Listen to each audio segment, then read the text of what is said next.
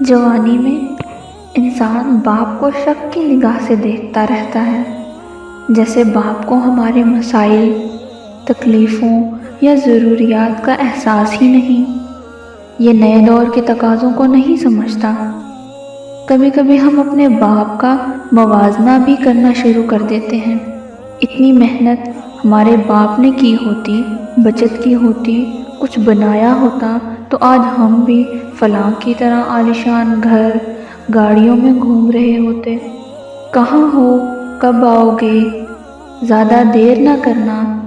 اس جیسے سوالات انتہائی فضول اور فالتو سے لگتے ہیں۔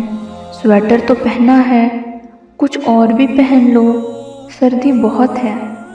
انسان سوچتا ہے کہ اولڈ فیشن کی وجہ سے والد کو باہر کی دنیا کا اندازہ نہیں۔ اکثر اولادیں اپنے باپ کو ایک ہی معیار پر پرکھتی ہیں۔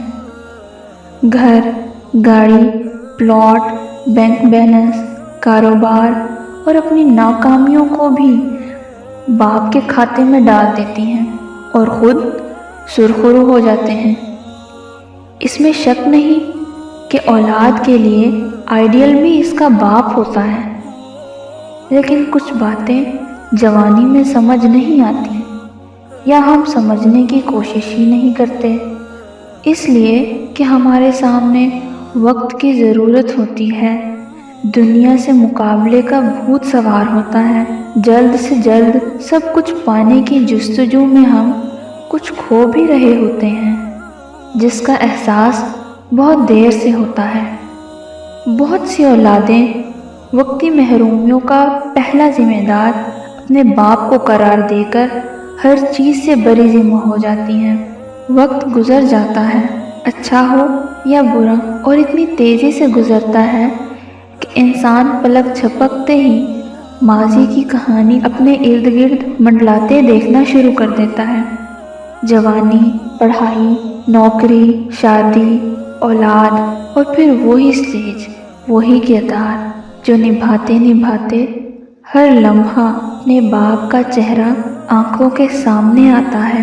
باپ کی ہر سوچ، احساس، فکر، پریشانی، شرمندگی، حتیٰ کہ اذیت ہمارے سامنے کھل جاتی ہے۔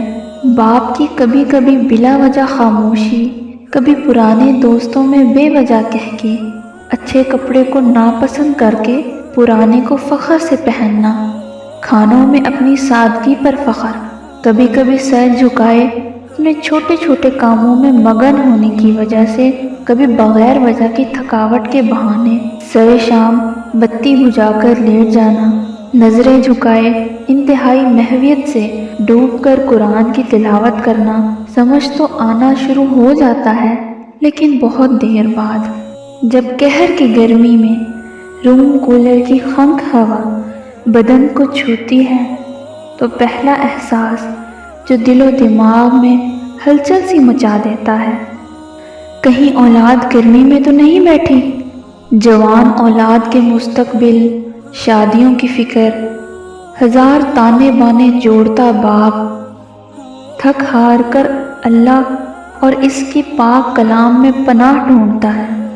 تب یاد آتا ہے ہمارا باپ بھی ایک ایک آیت، ایک ایک حرف پر رک رک کر بچوں کی سلامتی کی، خوشی کی، بہتر مستقبل کی دعائیں ہی کرتا ہوگا۔ سر شام کبھی کبھی کمرے کی بتی بجھا کر اس فکر کی آگ میں جلتا ہوگا کہ میں نے اپنی اولاد کے لیے بہت کم کیا ہے۔ اولاد کو باپ بہت دیر بعد یاد آتا ہے، اتنی دیر بعد کہ ہم اسے چھونے، محسوس کرنے، اس کی ہر تلخی، اذیت، فکر کا ازالہ کرنے سے محروم ہو جاتے ہیں۔ یہ ایک عجیب احساس ہے جو وقت کے بعد اپنی اصل شکل میں ہمیں بے چین ضرور کرتا ہے، لیکن یہ حقیقتیں جن پر بروقت عیاں ہو جائیں وہی خوش قسمت اولادیں ہیں۔ اولاد ہوتے ہوئے بھی ہم سوچتے ہیں باپ کا چھونا، پیار کرنا، دل سے لگانا، یہ تو بچپن کی باتیں ہیں۔ باپ بن کر آنکھیں بھیگ جاتی ہیں۔ پتہ نہیں باپ نے کتنی دفعہ دل ہی دل میں ہمیں چھاتی سے لگانے کو بازو کھولی ہوں گی، پیار کے لیے اس کے ہونٹ تڑپے ہوں گے، اور ہماری بے باک جوانیوں نے اسے یہ موقع نہیں دیا ہوگا۔ ہم جیسے درمیانی طبقے کے سفید پوش لوگ، ہر خواہش، ہر دعا، ہر تمنا اولاد سے شروع ہو کر اولاد پر ہی ختم ہوتی ہے، لیکن کم ہی باپ ہوں گے جو یہ احساس اپنی اولاد کو اپنی زندگی میں دلا سکے ہوں گے کہ ایک چھپا درد ہے جو باپ اپنے ساتھ لے جاتا ہے۔ اولاد کے لیے بہت کچھ کر کے بھی کچھ نہ کر سکنے کی ایک خلش آخری وقت تک ایک باپ کو بے چین رکھتی ہے، اور یہ سب بہت شدت سے محسوس ہوتا ہے جب ہم باپ بنتے ہیں، بڑھاپے کی دہلیز پر قدم رکھتے ہیں، تو باپ کے دل کا ہر حال جیسے قدرت ہمارے دلوں میں منتقل کر دیتی ہے۔ اولاد اگر باپ کے دل میں اپنے لیے محبت کو کھلی آنکھوں سے وقت پر دیکھ لے تو شاید اسے یقین ہو جائے کہ دنیا میں باپ سے زیادہ اولاد کا کوئی دوست نہیں ہوتا۔